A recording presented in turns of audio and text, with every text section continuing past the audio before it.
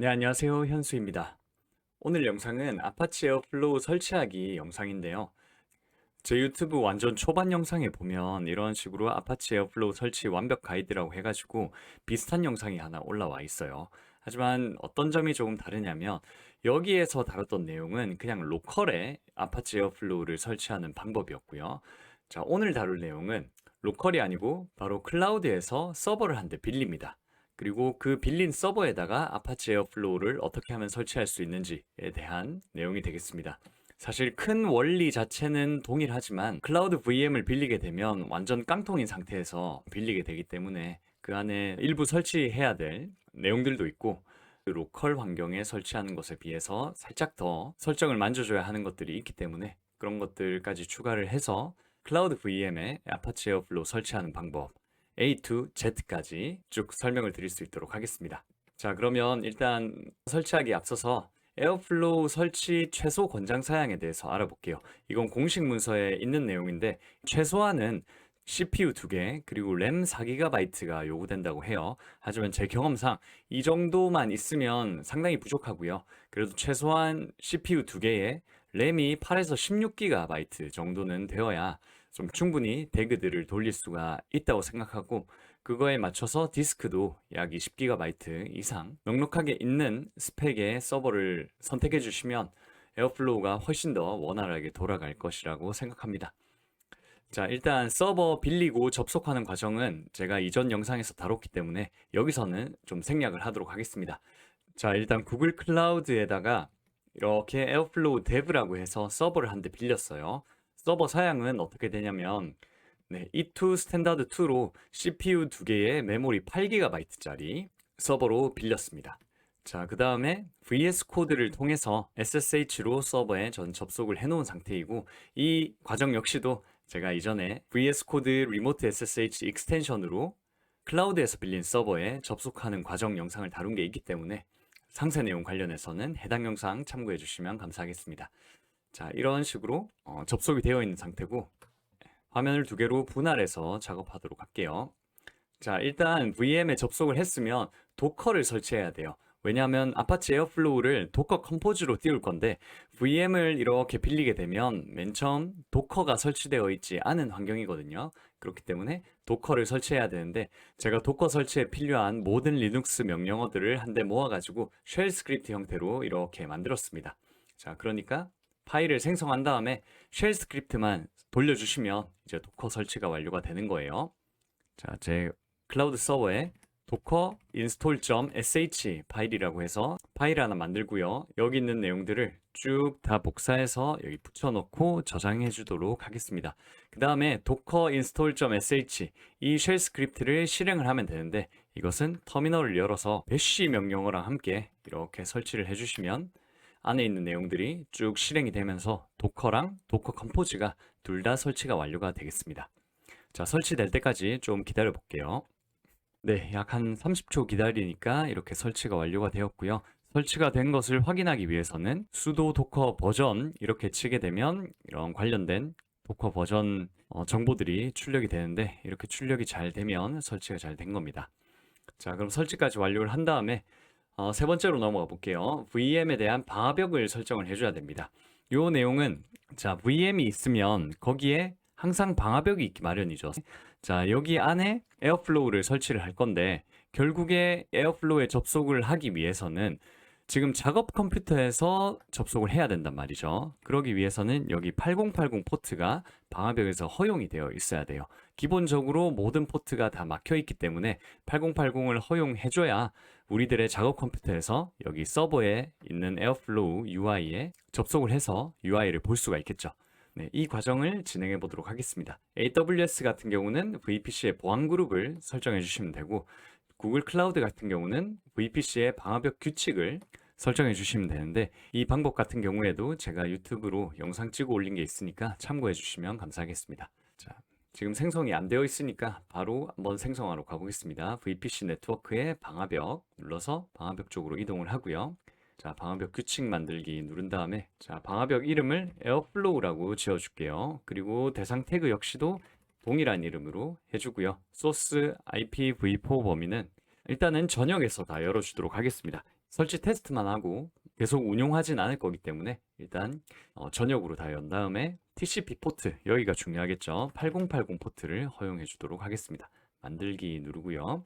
자, 만들어지는 동안 VM 인스턴스로 가서 여기 인스턴스의 방화벽 규칙에 방금 만든 에어플로우라고 하는 방화벽 규칙을 등록을 해줘야 됩니다. 자, 수정 눌러서 밑에 조금 내려가면 여기 방화벽이 있는데 여기에 방금 만든 게 자, 이거죠. 에어플로우라고 하는 태그의 규칙인데 이 규칙을 여기다가 이렇게 등록해 주도록 하겠습니다. 등록한 다음에 저장 누르게 되면 이 서버는 이제 에어플로우라고 하는 방화벽 규칙을 적용받아서 8080 포트가 전역으로 뚫려 있는 상태가 되겠습니다.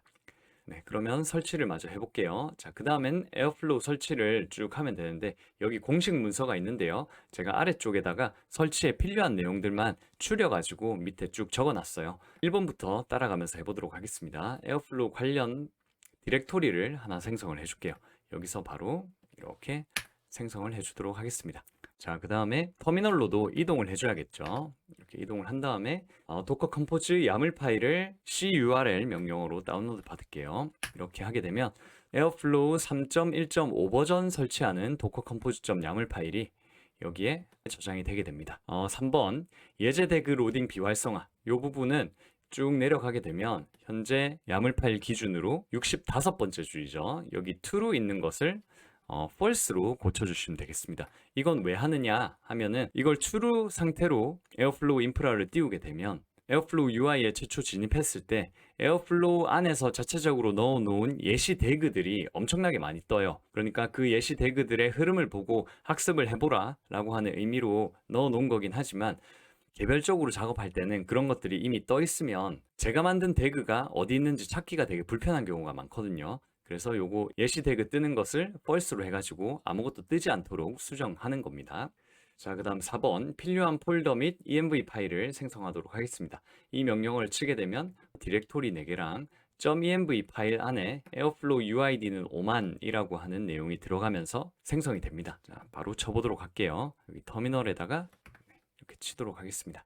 자, 그러면 폴더 4개랑 env 파일 하나가 생성이 되었죠. 그리고 env 파일 안에 보면 에어플로우 UID는 5만이라고 해서 잘 생성이 된 것을 볼 수가 있겠습니다. 자, 이렇게까지 해서 폴더 4개랑 도커 컴포즈.yaml 파일 포함해서 파일 2개 이렇게 세팅이 되어 있는 상태라면 이제 에어플로우를 설치할 준비가 다 된 거예요. 5번 에어플로우 초기화를 수행해 주도록 하겠습니다. 자, sudo 명령어 같이 붙여가지고 compose of airflow init 명령어를 내려주도록 할게요. 자, 이 명령어가 실행되고 끝날 때까지 약 한 1에서 2분 정도 걸리기 때문에 명령이 다 끝나면 그때 다시 돌아오도록 하겠습니다.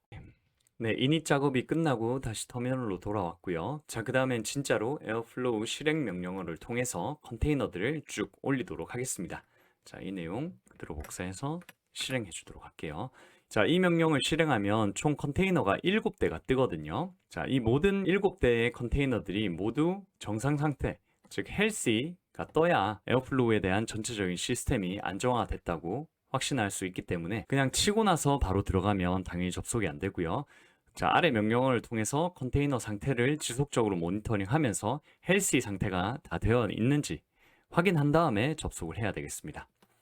새 터미널을 하나 띄워가지고 요 밑에 있는 watch 명령어를 쳐보도록 하겠습니다. 자, 이거는 컨테이너 상태를 확인하는 docker ps 명령어를 1초마다 계속 모니터링 하겠다라고 하는 명령인데요. 이거 역시 sudo 명령어랑 같이 쳐보도록 하겠습니다. sudo 이렇게 치게 되면 좀 키워볼게요. 자, 그럼 현재 6개의 컨테이너가 만들어지고 있는데 2대는 healthy고요. 지금 4대는 스타팅이 되고 있죠. 총 7대의 컨테이너들 모두 healthy 상태가 될 때까지 계속 기다려 볼게요. 네, 약 4, 5분 정도 기다리니까 이렇게 7대의 컨테이너들이 다 healthy 상태로 되었죠. 이 상태가 되어야만 에어플로우를 구성하고 있는 각각의 시스템들이 다 제 역할을 하고 있다고 확신할 수 있는 상태가 되는 겁니다. 자, 그럼 옆에 두고 마지막으로 접속해 보도록 하겠습니다. 자, healthy 확인 후에 VM의 공인 IP로 접속을 해야겠죠. 지금 이 에어플로우 시스템은 구글 클라우드 서버 안에 설치가 되어 있는 상태이기 때문에 8080 포트로 접속을 할 때 구글 클라우드의 컴퓨터 엔진 공인 IP에다가 8080 포트로 접속을 해야 이 에어플로우 시스템에 잘 접속을 할 수가 있을 거예요. 바로 접속을 해보도록 하겠습니다. 자, 공인 IP를 복사해서 그 다음에 8080 포트로 들어가게 되면 자, 이런 식으로 로그인 UI가 잘 나오는 것을 확인할 수가 있겠습니다. 자, 초기에 유저네임이랑 패스워드는 둘 다 에어플로우입니다. 에어플로우로 해서 로그인을 하게 되면 자, 이런 식으로 에어플로우 UI를 만나실 수가 있게 되겠습니다. 마지막으로는 에어플로우 작업 디렉토리 권한을 변경해야 되는데 에어플로우 작업을 하게 되면 데그스라고 하는 폴더 안에다가 개발한 그 스크립트 파일들을 계속 하나둘씩 쌓아 나갈 거잖아요.